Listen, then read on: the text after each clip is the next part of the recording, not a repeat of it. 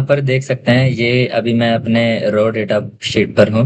तो यहाँ पर हमारा रो डेटा है जहाँ से हमें वी लुकअप वाला क्वेश्चन करना है। ठीक है, तो वी लुकअप वाला क्वेश्चन आप यहाँ पर देख सकते हैं, ये मैंने क्वेश्चन बनाया है जहाँ पे मुझे कस्टमर आईडी के बेस पर टाउन और सेल्स लेकर आने हैं, और ये मिलेगा कहाँ, हमारे रो डेटा में। ठीक है, ये पूरा हमारा डेटा है। अभी छोटा सा डेटा लिया है, बाद में हम बड़े बड़े डेटा पे काम करेंगे। समझने के लिए अभी इस डेटा को समझिए। कस्टमर आईडी है, प्रोडक्ट आईडी, स्टेट, टाउन और सेल्स है। ठीक है, तो हमें कस्टमर आईडी के बेस पर टाउन और सेल्स लेकर आने हैं। तो अब चलते हैं वीलुकअप वाले शीट पर। ठीक है, अब यहाँ पर समझिए, कुछ बातें हैं जो आपको ध्यान में रखनी पड़ेगी। ठीक है, जैसे कि अभी सबसे पहले हम वीलुकअप वाला फॉर्मूला लगाते हैं। इक्वल टू, कोई भी फॉर्मूला लगाने से पहले आपको इक्वल टू लगाना पड़ेगा। ओके, अब लिखते हैं वी लुकअप।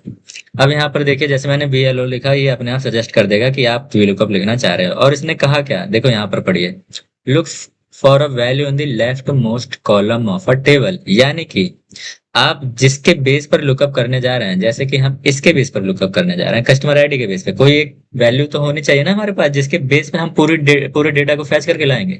तो उसे हम लुकअप वैल्यू कहते हैं। और हमारे केस में अभी वी लुकअप लगाने के लिए हमारे पास जो लुकअप वैल्यू है वो क्या है, कस्टमर आईडी। ठीक है, तो आपको ध्यान में रखना ये होगा कि जो भी आपकी लुकअप वैल्यू होगी वो आपके टेबल में, यानी कि रॉ डेटा में, आपके टेबल में सबसे पहले कॉलम पर होनी चाहिए, यानी सबसे लेफ्ट मोस्ट कॉलम होना चाहिए वो। ठीक है, तो ये आपको ध्यान में रखना पड़ेगा। ओके, वी लुकअप, और आगे क्या कह रहा है, and then return a value, फिर उसके बाद वो वैल्यू रिटर्न करेगा। ठीक है, अब मैं टैब दबा दूंगा तो ये खुद ही वी लुकअप को सिलेक्ट कर लेगा। ये मैंने दबाया टैब, सेलेक्ट कर लिया। अब यहाँ पर इसने वी लुकअप का सिंटैक्स दे दिया है। इसे हम क्या कहते हैं, सिंटैक्स। ये जो मैं मूव कर रहा हूँ ये सिंटैक्स है। यानी इसको ये चार चीजें चाहिए, आप देख पा रहे होंगे इसमें चार चीजें हैं, ये चार चीजें चाहिए और ये आपको डेटा फैच करके दे देगा। लेकिन वो क्या क्या है, जैसे अरे सबसे पहले सिंटैक्स कह रहा है लुकअप वैल्यू। लुकअप वैल्यू अभी मैंने बताया हमारे केस में ये है। ठीक है, लुकअप वैल्यू ये हो जाएगी।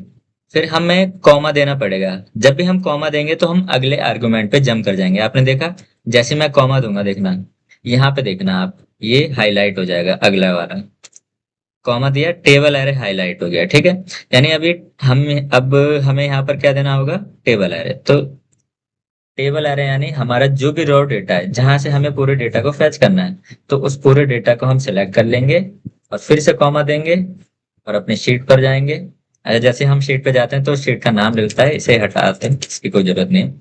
अब कह रहे हैं कॉलम इंडेक्स नंबर। ठीक है, कॉलम इंडेक्स नंबर हमें क्या चाहिए, टाउन चाहिए। टाउन कौन से नंबर पे है, ये चेक करिए, टाउन है फोर्थ नंबर पे, तो हमें यहाँ पर क्या देना है, फोर्थ, फोर, कॉमा। और अब यहाँ पे पूछ रहा है ट्रू या फॉल्स। फॉल्स एग्जैक्ट मैच के लिए चलता है, यानी कि जो भी वैल्यू हमें एग्जैक्ट मैच करानी है उसके लिए हम फॉल्स देंगे।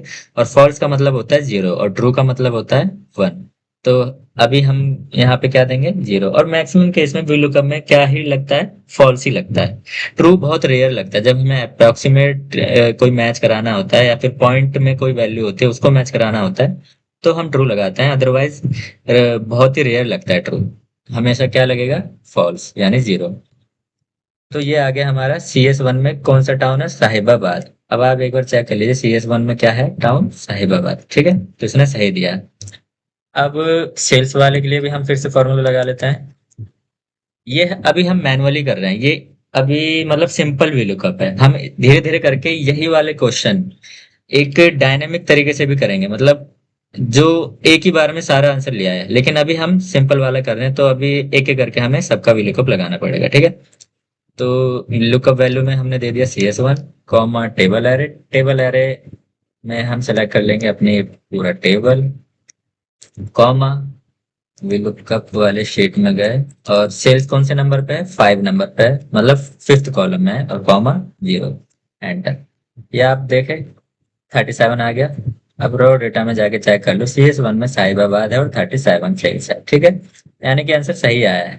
और अब हमें फिर से यहाँ पर VLOOKUP लगाने की जरूरत है क्या, नहीं। अब अगर हम यहाँ पे सिर्फ ड्रैग भी कर देंगे तब भी हमारा आंसर आ जाएगा। देखिए आ गया, लेकिन यहाँ पर अभी भी ये आंसर गलत आया। दिख तो रहा है सही ही आया, क्योंकि CS32 में जो टाउन है फरीदाबाद ही है। आप यहाँ पर चेक करेंगे CS32 में फरीदाबाद है और 125 उसकी सेल्स हुई है। और फरीदाबाद है 125, यहाँ पे सेल्स हुई। आंसर सही लेकर आया है, लेकिन यहाँ पे एक छोटी सी गलती है जो कि अभी आपको नहीं दिख पाएगी, मैं बता देता हूँ। जो यहाँ पर हमने रॉ डेटा लिया, यानी कि टेबल एरे लिया था A1 से E15, A1 से E15 आप यहाँ पर देख सकते हैं। जो हमारा टेबल एरे था A1 से लेके E15 यहाँ तक का था, यहाँ तक का, ठीक है। तो ये हमारा जो टेबल है आगे नहीं जाना चाहिए। जब भी हम फॉर्मूले को आगे बढ़ाते हैं, जब भी ड्रैग करते हैं, आपने देखा जैसे ही मैंने कंट्रोल डी दबाया, कंट्रोल डी दबाने से ड्रैग होता है, यानी कि नीचे जितने भी बाकी कॉलम्स हैं, जितने भी बाकी रोज हैं, उनमें भी सेम फॉर्मूला अप्लाई हो जाएगा, ठीक है।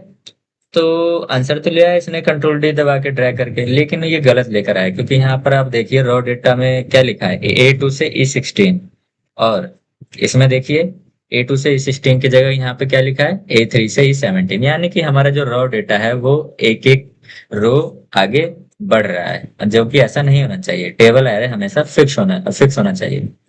तो यहाँ पर हम क्या करेंगे, अपने टेबल एरे को फ्रीज कर लेंगे। फ्रीज के बारे में अभी आपको चिंता करने की कोई जरूरत नहीं है, फ्रीज के बारे में डिटेल में समझेंगे। तो अभी मैं इसे फ्रीज कर दे रहा हूँ, और साथ ही साथ इसको भी फ्रीज कर दे रहा हूँ। फ्रीज का मतलब होता है हम अपने सेल को फिक्स कर दे रहे हैं, आगे ना मूव करे, ठीक है।